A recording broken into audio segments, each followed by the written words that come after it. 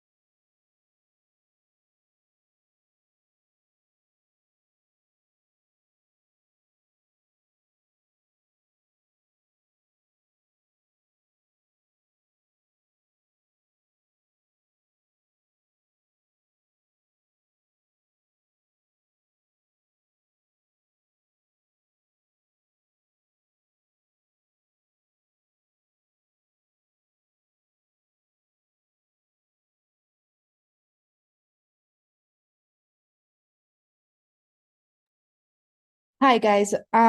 Sorry, jump scare. Um, we were having issues. The projector's not working, so I'm gonna just do it on my computer, and then once Lisa gets back here, we'll start. But I'm sorry, I was trying to figure that out. So just a minute. I'm sorry for the stink because I think that workout class and I split.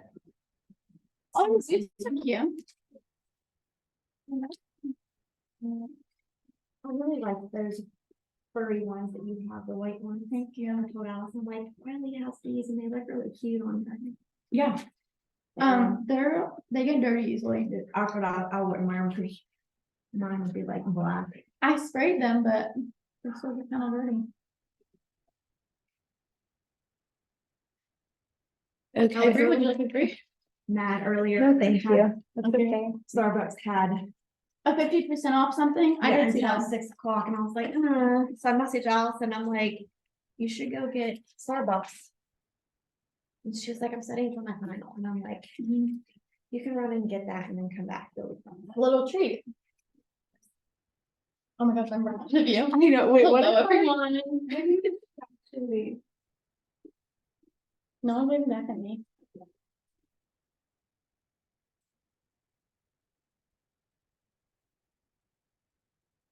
Okay, then, sorry, you now. Are you able to pull it up on like that screen for them to see? My computer? Yeah. Yeah, yeah, it's just more awkward to like do both. But what if this is back further for you guys? Hello. I'm feeling it. But then maybe at least I can like, I don't know. I think Anyways, it's better. Sometimes the projection is like too big and I'm like, I can't see it.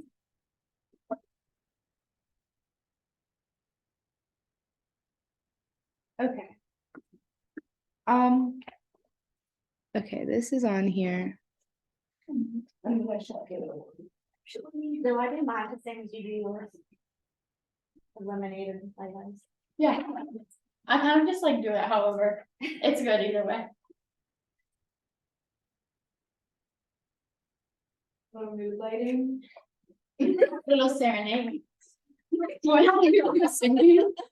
Yes, Oh I gosh, was like, teenage dirtbag. I forgot about that.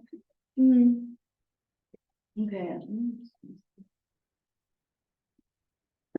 Okay, for you guys here, I have these printed. You don't really need to do anything with them, but I'll tell you what it is later, and so you could just each Thank you. have one. Thank you. You're welcome. Okay, hi, I don't like this. Hi, everybody. The what? The blow. I understand. If you guys could only see this setup right now, we're on a cart and then stacked on boxes of Halloween decorations and games. But okay, thanks for coming. We are talking about, as you know, parent connection today. And if you are in person, I just gave out a research article that we'll talk about later. If not, I will either post it or maybe I'll like have a copy here on the board that if you are interested in reading it or taking a look, you guys can have access to that too. But as we go through, I'll just kind of explain what it is and reference it a little bit. I thought it was a good one.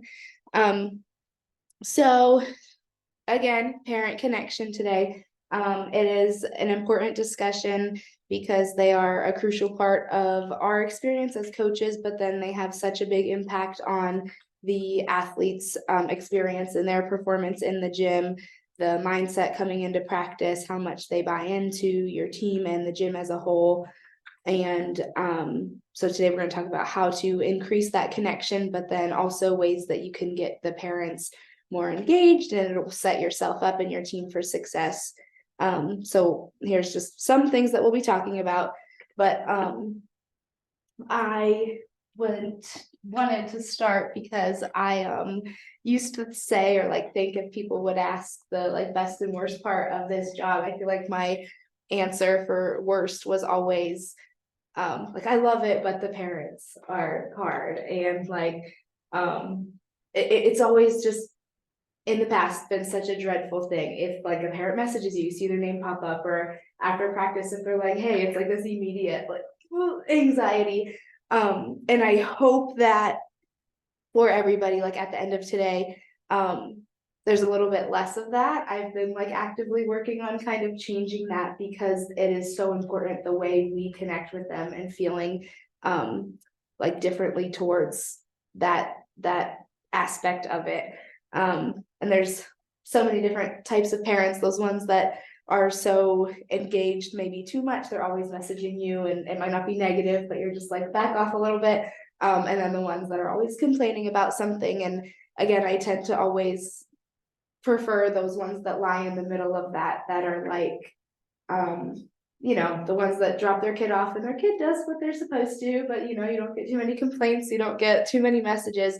But then whenever I think about that too, it's like those kids probably also aren't the superstars on the team or those ones that you always look towards. It's usually those other parents that are really engaged. And so our goal should be to create like that happy medium where everybody can have that positive buy-in and engagement because it really affects the athletes. And so after today, I hope that everybody can kind of be on that same mindset, that track, and you have some ways to get yourself there. So we're going to start with this athlete coach parent dynamic chart. This is something from the article again, it's not, I don't know where specifically it is, but if you were interested in reading it on your free time, there's a lot in there that I don't have included here. But basically, it talks about how the coach, the athlete, and the parent, come together and they complete like the triad of an athlete experience. And it shows each person's role. And so as a coach, we have the knowledge and we have to create that inspiration. We provide health and safety. We plan for things, we're transparent, and it gives each direction, like how we are connected. So we meet the athlete with our shared values and goals, and then we should have thoughtful communication with the parent.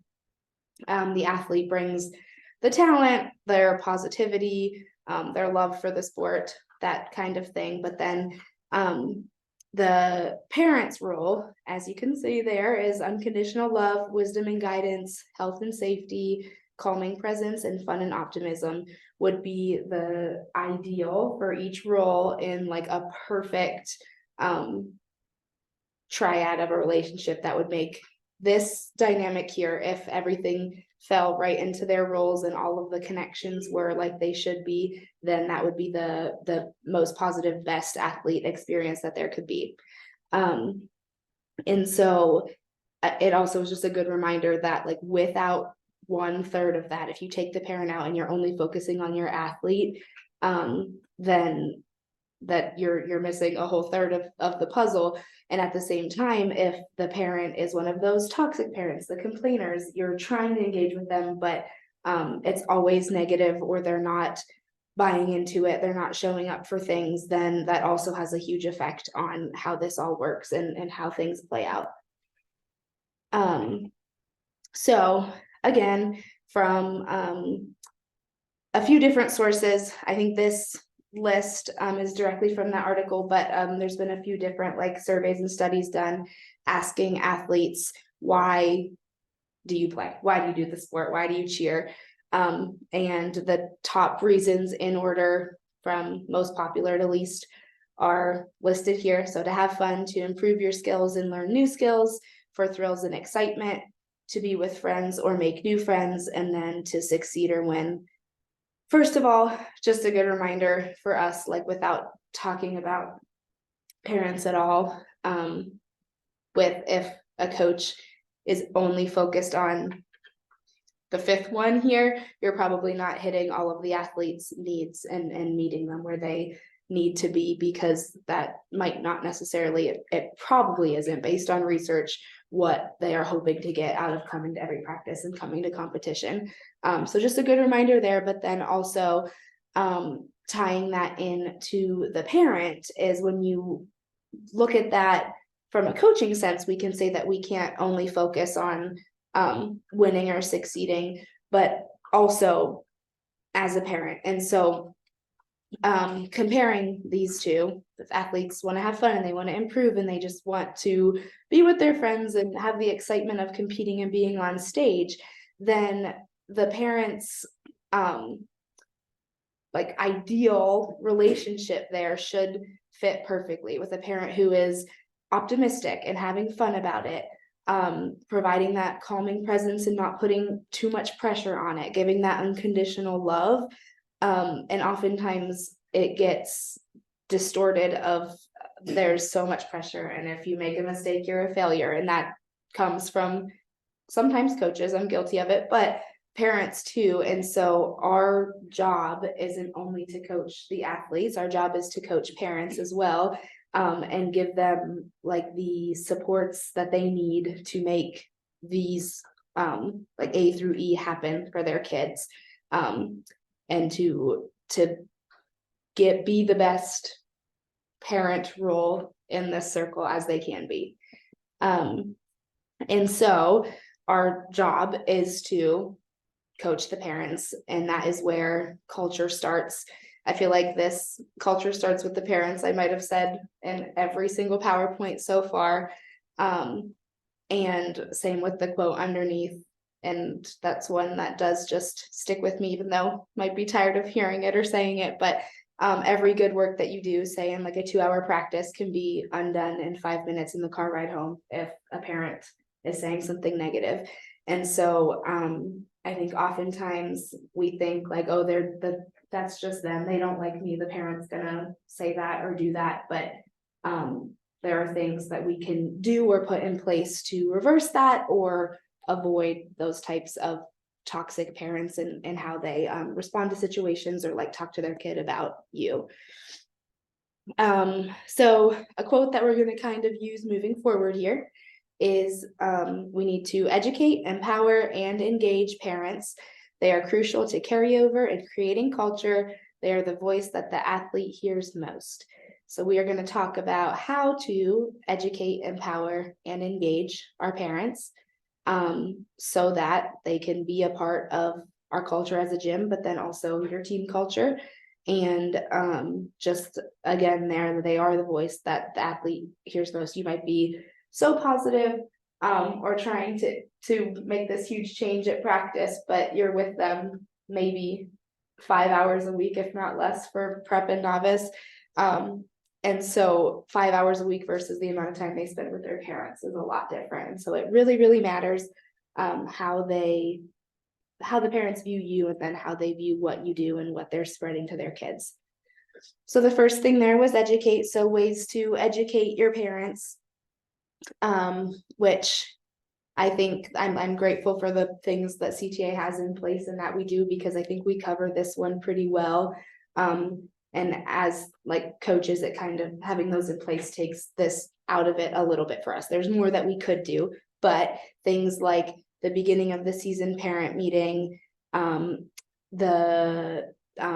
support with management when you have to like handle an issue, things like that are already in place. But additional things that you could do if they're needed or as they're needed would be mid-season meetings. So just like we do at the beginning of the season, but if you feel like there's an area that is lacking or needs a review, just hold another one. And that could be as often as you need it or whenever you need it. Individual calls, texts, meetings, stopping them at the end of practice, whatever it may be. And when you think of education, it can be on very concrete, like objective things if you had something to tell them, but also education is just telling them how their kid did it at practice and explaining maybe your reasoning behind something that happened at practice. And it doesn't have to be this intense meeting, but any sort of interaction and education on anything that you do. And that's a more casual form of that for those ones. And then score sheet reviews. This is something that I do no matter what team I'm coaching, even. So like last year I did it with our junior 3 team that all the parents probably knew how to read a score sheet. They've been doing it for years. But after our first or second competition, whenever it was that we had time, I had a meeting and went through how scoring is done, kind of like we did at our first meeting, not as in depth, but how scoring was done, how we scored, what the judges' comments were, and how we move forward with that. So explaining to them, this is what we got in tumbling, and so we might need to take people out, and it's not because they're bad, it's just because it's what the score said or something like that. But that's when they have more education in that sense, they are less likely to be mad at you for things like taking their kid out of something or changing the routine because they understand the reasoning behind it. Something that I want to start doing this season is reviewing things or like having a meeting with your team or the gym, whatever we decide, after day 1 of the competition. I think it has like many purposes, and we can take it different routes depending on your team and what you want to do. But another way to connect and educate on what happened that day. Educating them on your goals, standards, expectations, everything, so that that's out there and they know what to expect going into it. And then again, just always providing reasoning for your actions. It will just decrease their reaction to it if they know where you're coming from. Now, ways to empower, that's the next one. And so this is really focused on having them feel part of something bigger and making them feel important, an important role of your team. So having them not just your spirit parents, but having any parent, ideally everybody, but anybody that wants to be involved in planning activities, ask them for feedback on things. Maybe not your like coaching decisions, but like, hey, we want to do a holiday party, let's get your input, something like that, not necessarily on, I want to make a change to the routine, what do you think? Give them open-ended questions to respond to, and then when you ask them and they respond, do your best to take that feedback and act on it and not just leave it hanging, because then they think that their voice means nothing. We have to remember that the athletes are our consumer, our customer, but so are the parents, and we're coaches, but we kind of, if you put yourself in like the mindset of being in the service industry, how would you want to treat a customer? And there's different interactions and different reasons why like we're interacting with our parents, but we always want to try and provide that good customer service, because even in a negative situation or in an argument, you can come out of it in not an unpleasant way. It's difficult, but if we think like, okay, this is CTA's image, how would we want them to leave feeling, then that helps them feel better leaving the situation too. Admit fault, and so that goes with trust, grace, and love, but there are times when you're wrong, and like if it's just an opinion, if it's an interaction, if it's something you said at practice, it might be the scariest thing in the world, and you might feel like you're going to get in more trouble if you're like, yeah, I did say that and I shouldn't have, it was a heat of the moment thing. Oftentimes just saying that, admitting that the decision you made was wrong, the comment was wrong, that can just be like, oh, okay, maybe the parent just needs to hear that I know I was in the wrong and I'll do better moving forward. Understand where they're coming from and what their goal is. This we'll talk about a little bit more whenever we talk about like handling negative situations at the end here, but being more empathetic about their viewpoint and what they want out of a conversation, a meeting, an interaction, anything like that, helps things go so much smoother, because you're on the same page from the beginning and you can see, okay, maybe they don't want to fight with me, they just want to come to a conclusion. And then parents can be used so many times to help you achieve a goal. I'm going to use Ayana as an example if you don't mind, but when you reached out to her mom and she came to practice and everything, that was like using a parent to help get what you want out of it in a positive way. And so interaction with parents is scary. Again, that's just like bottom line here. It's hard to do, but if you do it and like go about it in a good way, there are situations, instances that they can help you get what you want and reach a like common end goal. And they feel involved and powerful. So some examples of how you can involve them. On the last slide, it said ask and respond to the open-ended questions.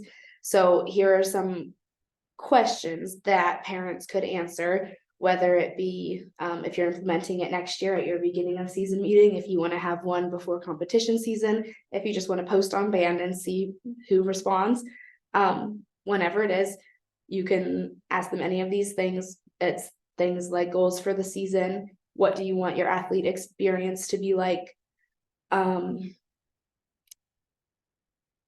What do you want your experience to be like? How can we help create that? How can I coach your child better? What can I do for you? Things like that. And so I put in here, this is those specific questions, like those were copy and pasted from the book that I always talk about for these things.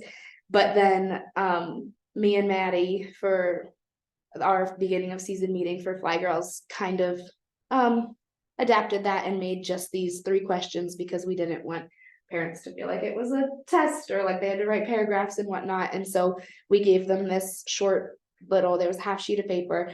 We asked, what do you hope your athlete gets out of this season? So what defines a good or successful season? What qualities do you hope for in a coach? And is there anything that we could do for you or your athlete to make this season better? We went into it when we gave these out, we like literally were like, and if no one writes anything, it's fine. Like they might not. And we just had to like convince ourselves that they might like hate it and not give us any feedback. But there were people there. We were like trying to get it done because I wanted to get to practice, but there were parents, we were all standing out there for maybe like 5 to 10 minutes after the meeting ended because they were writing things. And it was very helpful. I don't remember anything like specific, but the things that they looked for in a coach, and the last question, like, what could I do for you, gave so much input on what a parent wants from me. And I've never asked them that before, not specifically that, at least I guess, but like, it helped so much. So I recommend this. We gave the disclaimer to them, like, if you're going to do something like this, that we can't promise that like everything is going to get done. If you have all this long list of things, I can't promise that we're going to do that, but we'll do our best. And I just reference them sometimes and make sure like to do a check-in on myself that I'm doing the things that they asked for. But if you have a chance or you're thinking about doing another meeting or something, I recommend doing something like this. And the PowerPoint will be posted, but if you want the specific questions or that Word doc, just let me know. I can send it out. Can you just go ahead and put down a band for us? Yeah. Because I think that's great. There's just this 3 questions. Yeah, we can put those. Yeah, absolutely. The last one was how to engage your parents. So I think, well, they're all important, but I think the engagement part of it is what is the most fun and what creates the most connection. And so it to me seems like the most important because it will create those positive experiences and the bonding opportunities. And to do that, you can focus on time outside of practice. Your parents aren't ever in practice, but time outside of giving a correction, telling them what to work on at home, telling them how their kid did, just practice-based cheer things. Remember to coach like you. None of us are the same. None of us are going to coach the same, and don't feel like you have to be like anybody else. But your parents they might be used to something else. So tell them what they can do for you, ask them what you can do for them, and guide them to be like an important role in your season. And don't be afraid to ask them for things.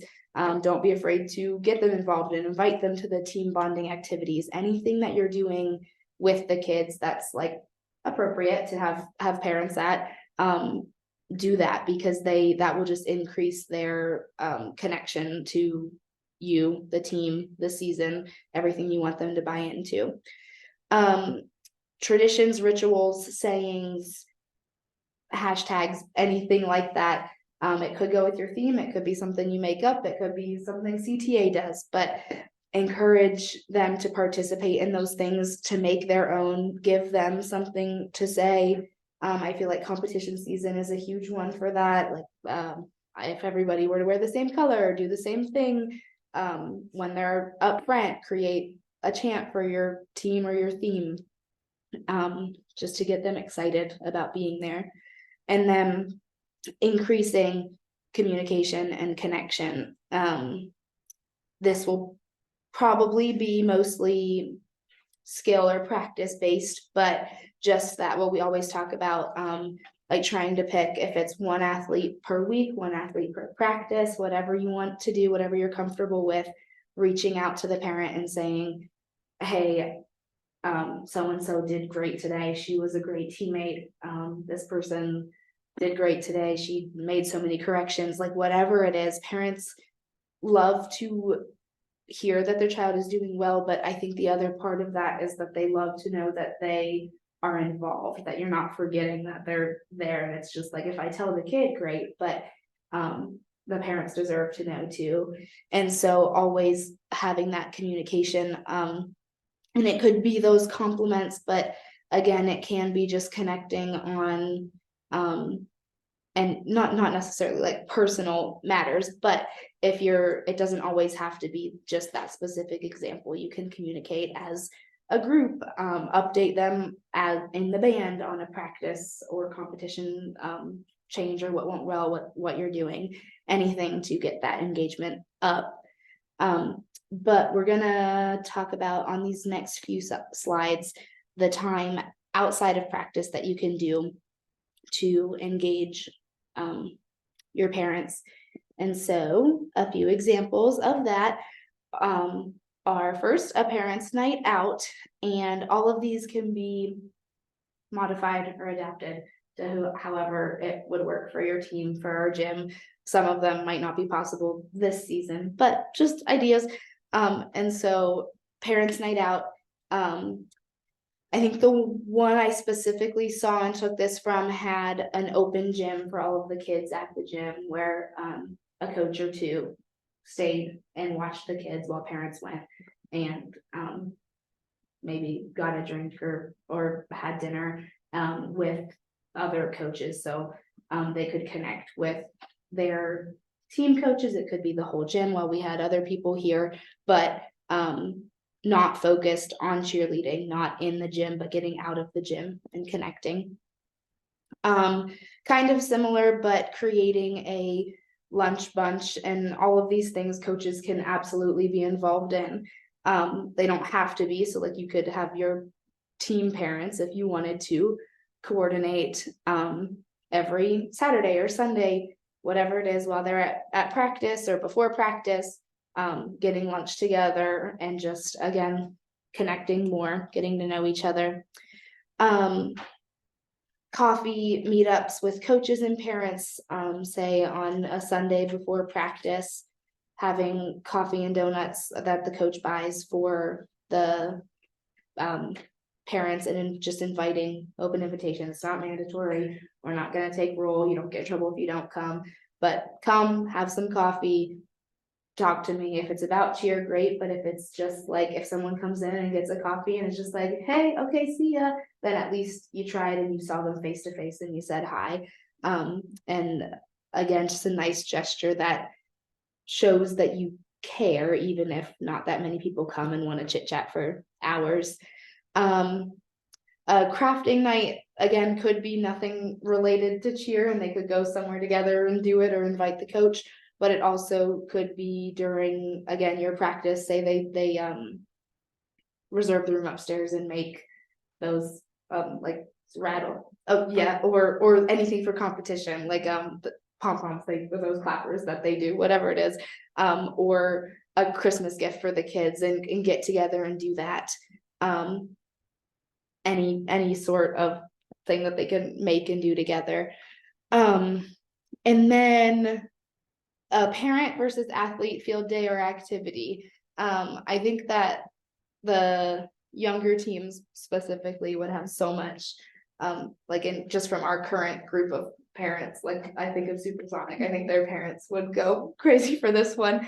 But having them, if it's at the end of practice one day, since it's like colder outside, just coordinating a game where the parents and athletes go against each other or do some sort of contest against the parents. But then if when it gets warmer, we do a gym wide, or we plan a day for teams to go and it's like a field day outside where the parents and athletes verse each other and whatever it is.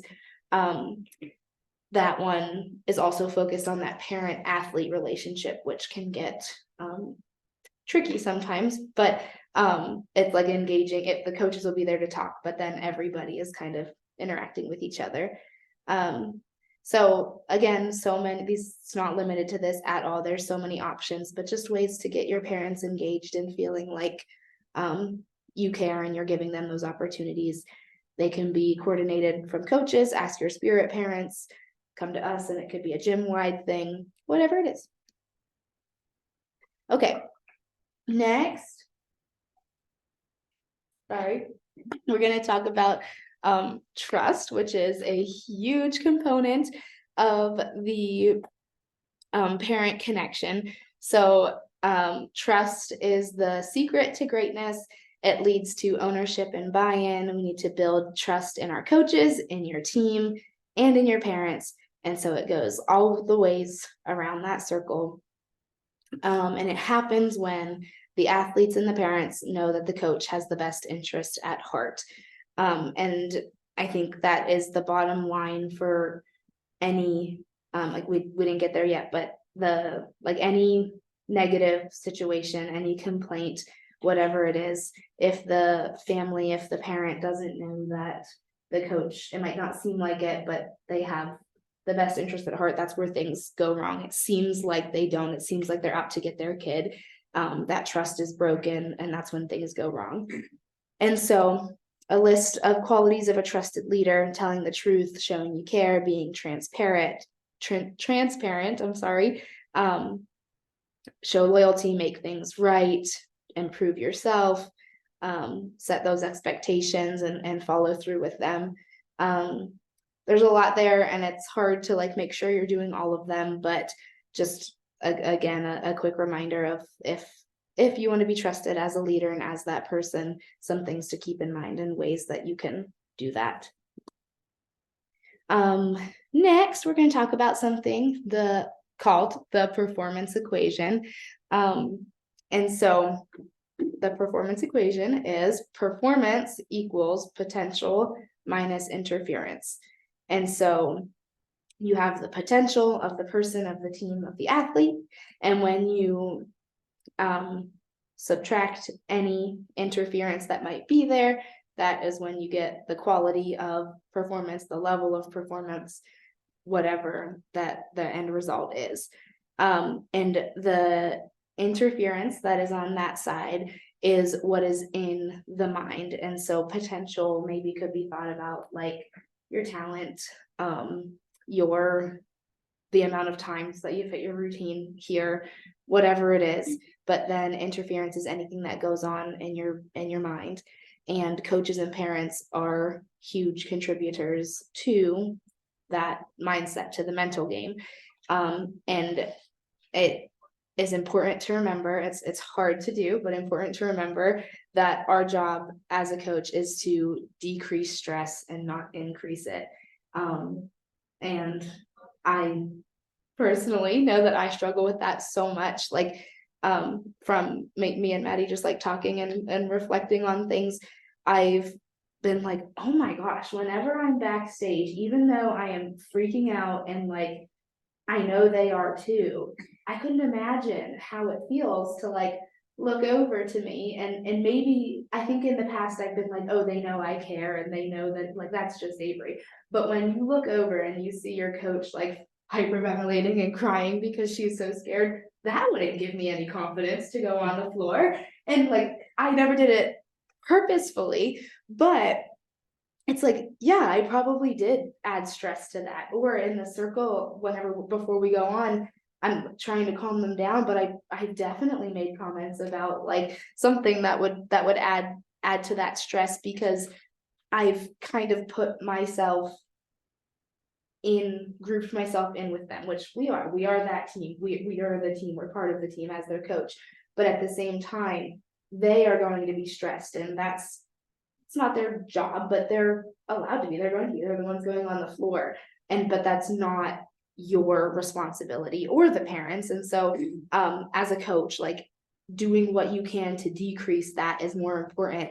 And then on the other end, same thing with the parents. And so giving ways to like decrease that, which I believe are on the next slide, is important for coach and parent to affect that mindset and mental state.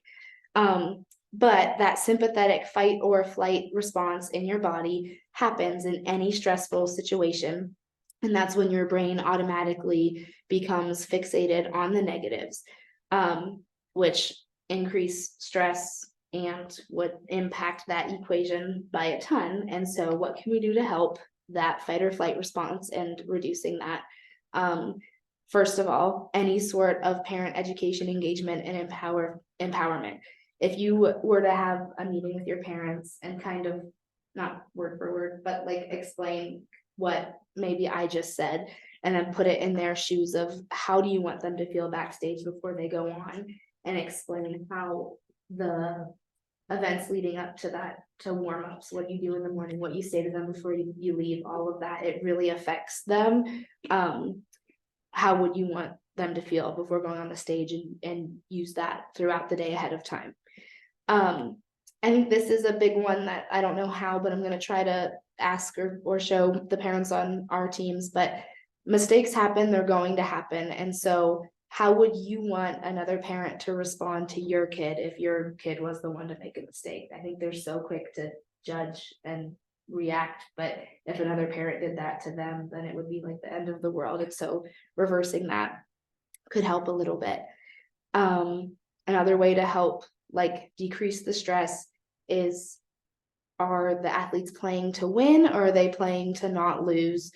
And so an example of that, to like explain it, is people always have a better performance when you're far behind on day one, or at least I think so. When you're in first by a little bit and you know you have to do everything to like secure that spot, everyone's scared and they go out timid. But whenever you're in like third place by 3 points, it's the best performance of your life, and you probably move up because it was no pressure, there was no stress.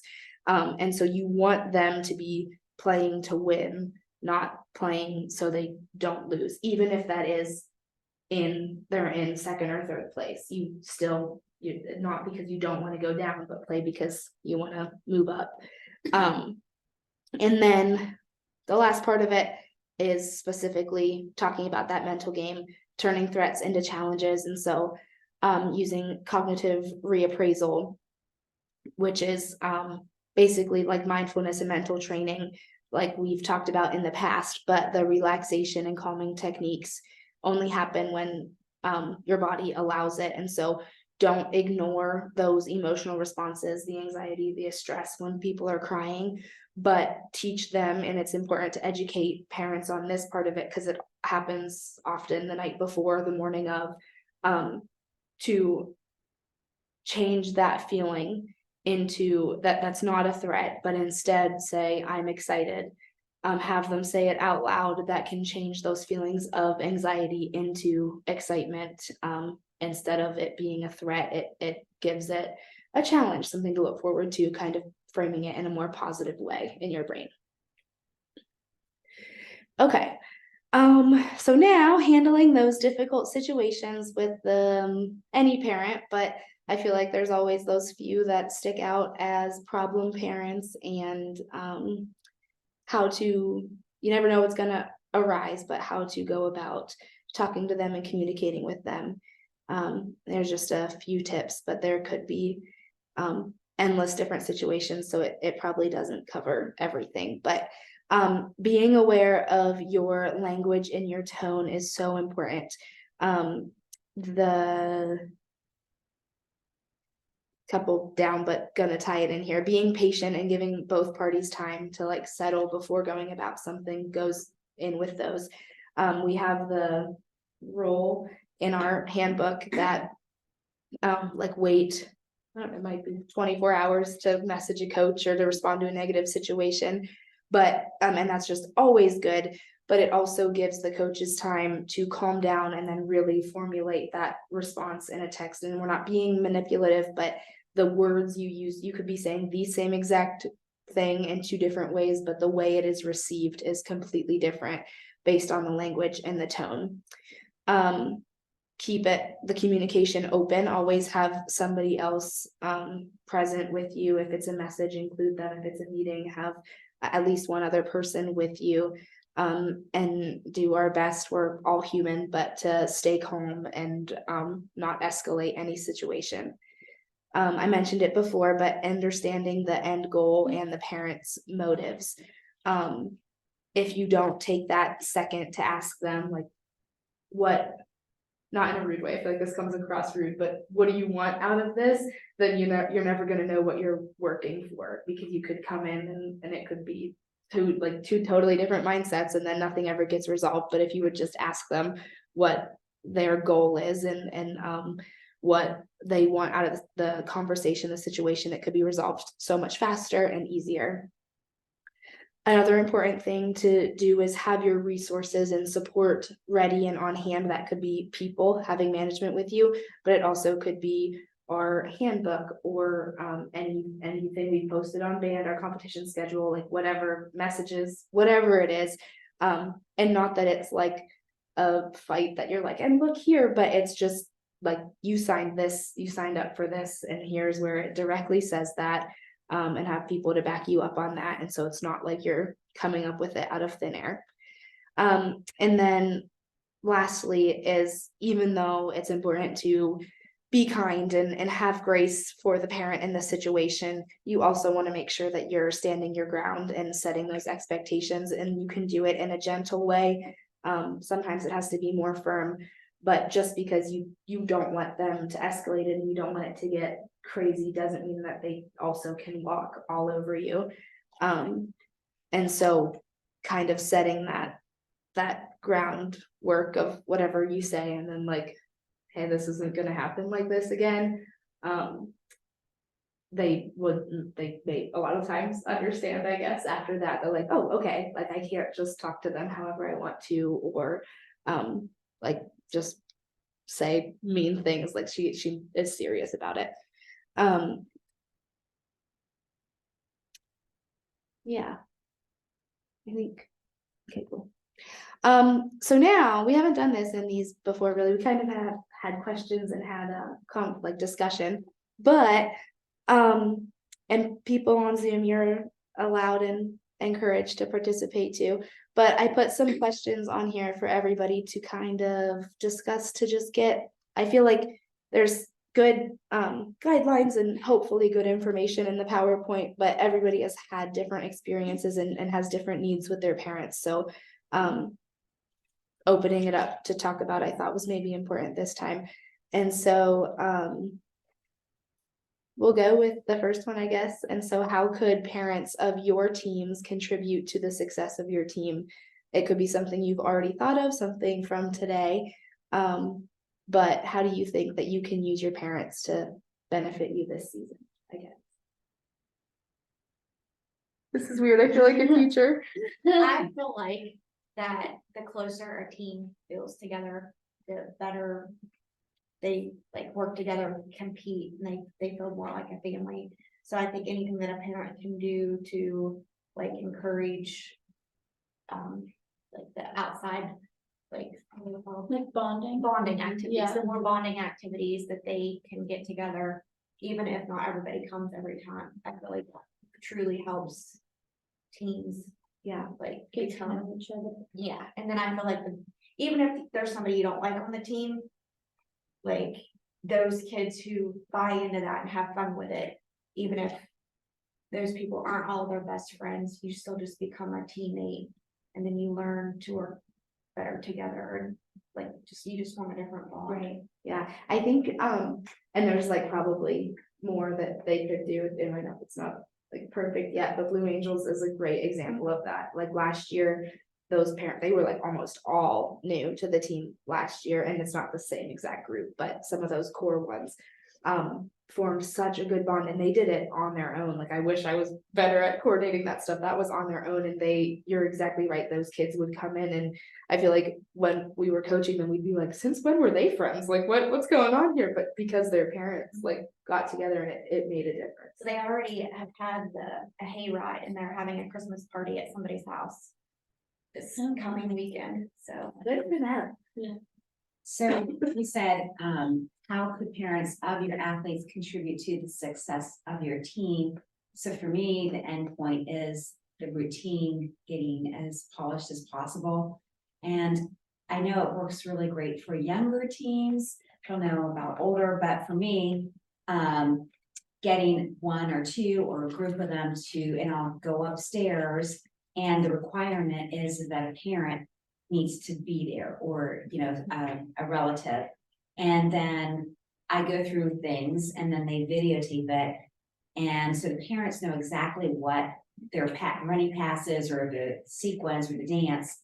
And then they'll practice with their child, reinforcing the counts outside of practice. And it has saved me so much time has moved my routine along a lot faster when I get the parents actively involved in videotaping and knowing what their child's counts are and working with them. Yeah. No, that is you, cause like on like a bonding and relationship level, but like when they can help with the practice and skill based part of it too, makes a huge difference. Yeah. And on Zoom, there's more, but anybody, so I don't miss you, have a comment on that one? You don't have to. I'm just making sure I didn't like not see you. Okay, cool. Okay, what would make you feel more comfortable as a coach to engage with your team parents? In general, but also like, is there anything that off the top of your head you think of like management could do to help you with this, or that you feel like you would benefit from to talk to them more? I feel like going out with the parents or just like hanging with them outside of the gym, just to like get to know them better, so then when like as like a competition would come up, like you have more of a relationship with them just than cheer. So it's like I feel like it wouldn't get as heated because you like know each other. A little bit more personal and, Yeah. and not just, Yeah, I think the coffee and donuts or like Mhm. coffee or like orange juice and donuts or something would be kind of a nice little thing. So that way you're like maybe as a starting point, and then maybe the more into the season, you could go more towards the like lunch or. Mimosas. I Moses barely did that. They were good. yeah, okay. I guess that's similar, but if you have something different, ideas for CTA to be more engaging for parents, we kind of covered that, but like even other ideas, did anyone get like inspiration from those ones that popped up with other things that we could do? Because I didn't get too creative with that. Mine were, I don't know. Like activities we could do. Yeah. Oh, Maddie has one. Okay.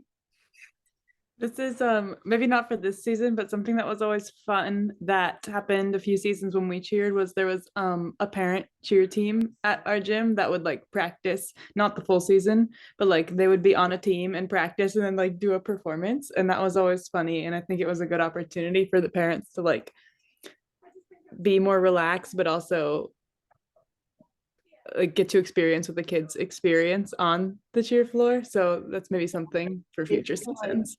They get to be an athlete and get yelled at practice. Yeah. Or like a paint and sip or something. That'd be fun. That would be. Yeah. We should do a coach's paint and sip. Oh, Yeah, we that's, should. Yeah. and Stealing that one for coaches bonding in January. Okay, I really think that like the parent and athlete like competition. I like that would be- idea. I and would just- do that. Does it be something just like really small and easy that you come up with and just have them come in, like maybe watch the routine one time and then kind of like do that? Well, I was just Yeah. surprised what Riley did for, we were just like, what do we do for the end of the, evening, like fun game? And she did a little competition and it ended up being, Abby was Abby judging, was but the it was basically one athlete against a coach. And the kids were, of course, pulling for the athlete. Yeah. They just loved it when the athlete then won. Yeah. And they got into it, so maybe that to be like with the parent. Have like a little, let's say, do a cartwheel or a handstand. Yeah. And it would like give the parents to like a, Toe touch. yeah, like so they could see their athlete like in the gym, but other than like just watching upstairs, like they're actually in the gym with them. yeah, and it like that. That one came into my brain from like basketball and volleyball teams, like always do, like parent versus team, and like we're not gonna teach our parents a whole cheer routine, that would be probably too much time. But I feel like even like we have those blow up beach balls and stuff, you could even do something like that, like parent versus athlete, volleyball, kickball, something like that, really fast at the end. Yeah.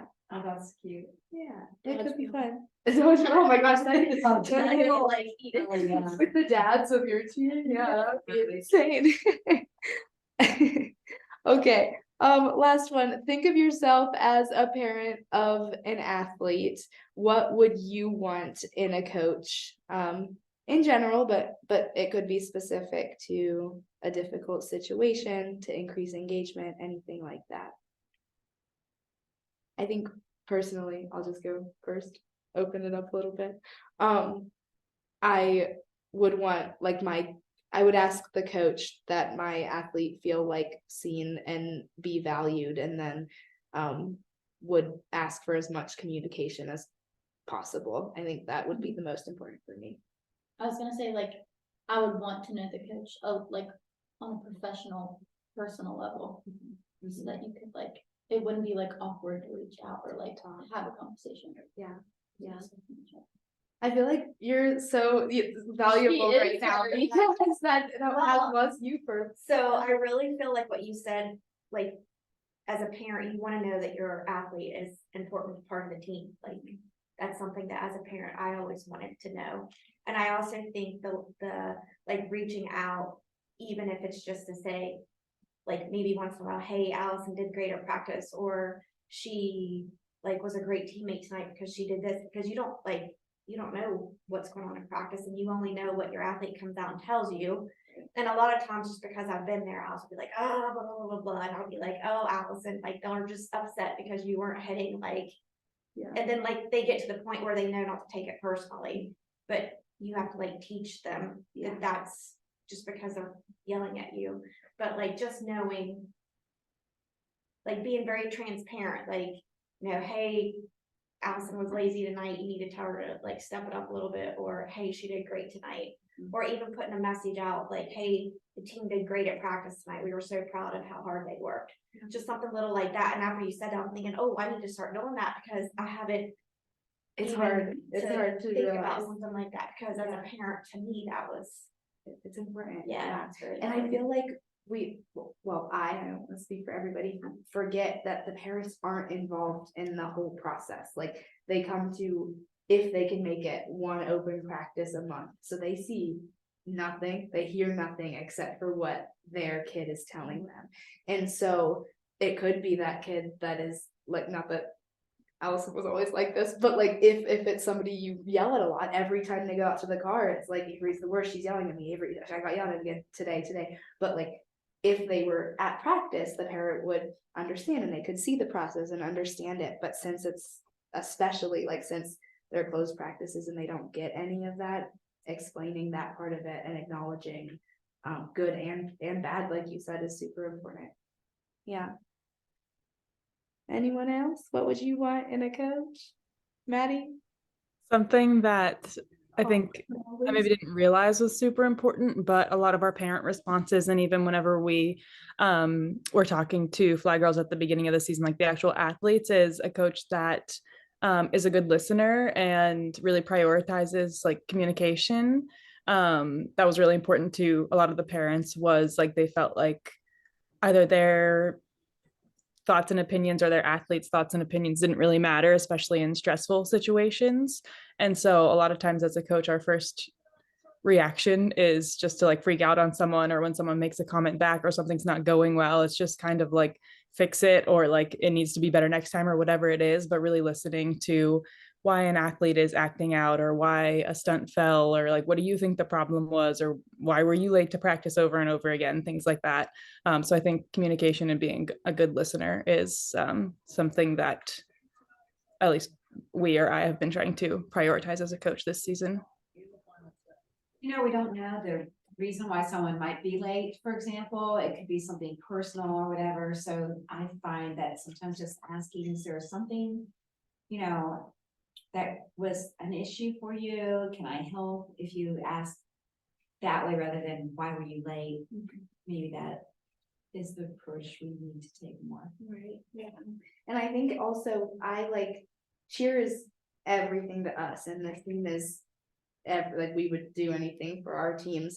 And you would hope that that's how it is for every athlete and every parent. But when like sometimes I like have to take a step back, and it's like they just signed up for this as an extracurricular activity, and not that it's not important, but like they might have to miss for something silly or whatever it is, and like if that is what. If the goal is for them to have fun and but then they also want to go and do that for basketball and they have those same values of having fun and getting the experiences and stuff, I don't have a right, like, yes, I have to coach for my team and give them the best that I can, but it's everything to me, but it's like Just one only part of their part life. of their life. Yeah, it's just one little thing that they come to on Thursdays and Sundays. Like, it's not, they don't think about it every second of every day. Maybe they do, but yeah, like taking a step back and realizing it that way kind of helps me with like handling things sometimes. Okay. Well, I hope that everybody maybe has a different mindset on like parent engagement and connection and maybe eases that stress a little bit, maybe gives you ideas if it's something you're stressed about, how to decrease that for yourself and have the parents help help your team and be a part of it more, because it is so important. And just don't forget that they matter and the littlest things can make an impact for them and the athlete and the team. But thanks for being here. If you have any questions, we can do it now. And if not, everyone have a good night. Oh, thanks. No, no clapping.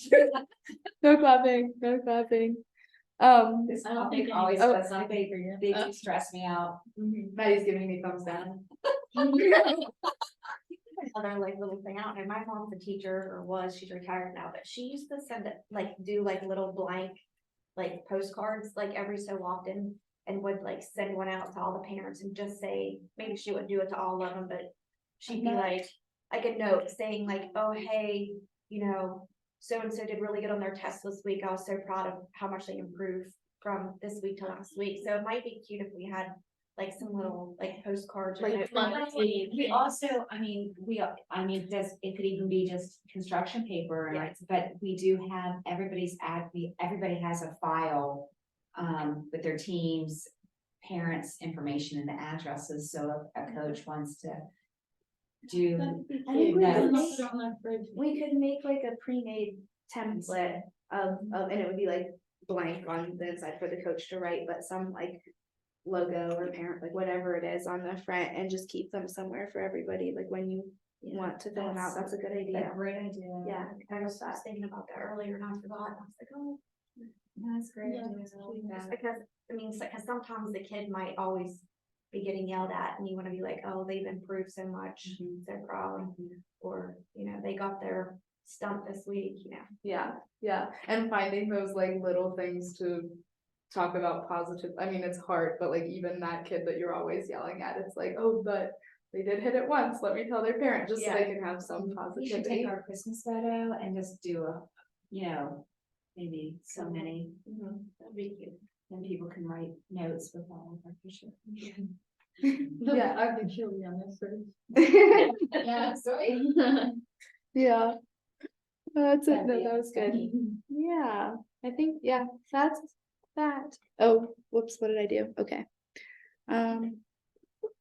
Cool. Thank you, Avery. You're welcome. Thanks, guys. See ya. What's our next one?